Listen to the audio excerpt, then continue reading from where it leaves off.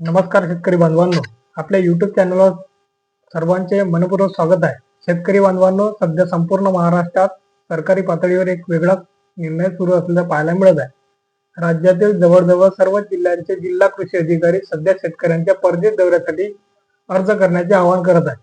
राज्य सरकार राज्यातील शेतकऱ्यांना शेती कशी करायची हे शिकवण्यासाठी थायलंड, बँकॉक, जपान, चीन आणि ब्राझील यासारख्या प्रगत देशांमध्ये घेऊन जाणार आहेत.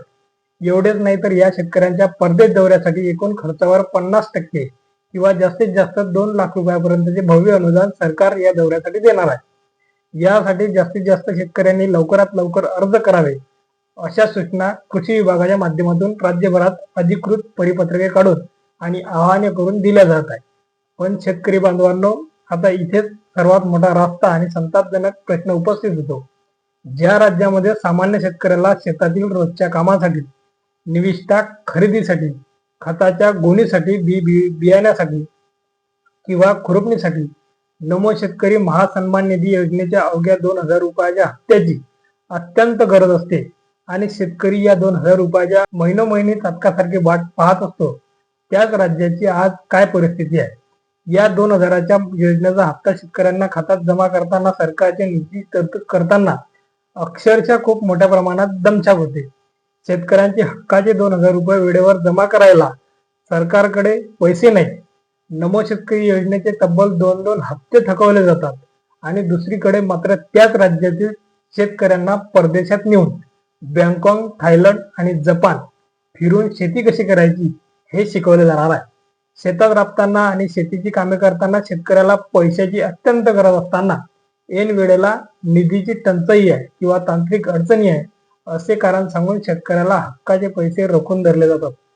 सामान्य शेतकऱ्याला त्याचे हक्काचे पैसे मिळण्यासाठी बँकेत चक्रा माराव्या लागतात, रोज मेसेज तपासावे लागते, उधारावर खते आणि बियाणे आणावे लागतात. मग आज राज्यातील प्रत्येक सामान्य शेतकरी सरकारला आणि प्रशासनाला थेट सवाल विचारत आहे.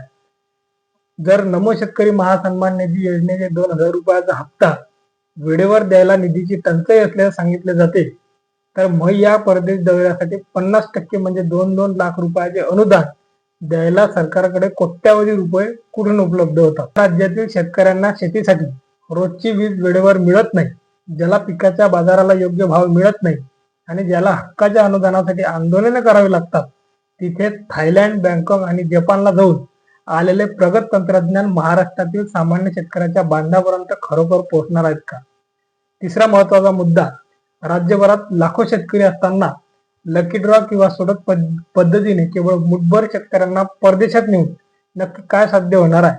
मुठभर लोकांसाठी परदेश कोट्यावधी रुपयाची उधळपट्टी करण्यापेक्षा आधी राज्यातील सर्वच्या सर्व शेतकऱ्यांना नमो शेतकरी योजनेचे थकीत हप्ते पूर्ण दिले पाहिजे. बांधवांनो, परदेशात जाऊन तिथले तंत्रज्ञान शिकणे नक्कीच वाईट नाही, पण ज्या राज्यातील बळीराजा मूलभूत गरजांसाठी आणि आपल्या हक्काच्या अनुदानासाठी रोज संघर्ष करतोय, तिथे अशा परदेश दौऱ्याचे सोडे झाडणे कितपत योग्य आहे? जर सरकारकडे शेतकरी कल्याणासाठी खरोखर निधी उपलब्ध असेल तर त्याचा पहिला हक्क राज्यातील प्रत्येक शेतकऱ्याला नमो योजनेचा थकीत हप्ता मिळावर असायला हवा की बँकॉक आणि जपानच्या दौऱ्यावर? बांधवांनो, तुम्हाला या संपूर्ण प्रकाराबद्दल काय वाटते? सरकारने आधी नमो शेतकरी योजनेचे सर्व थकीत हप्ते शेतकऱ्यांना खात्यात तातडीने जमा करायला हवेत की परदेश दौरे काढायला हवेत?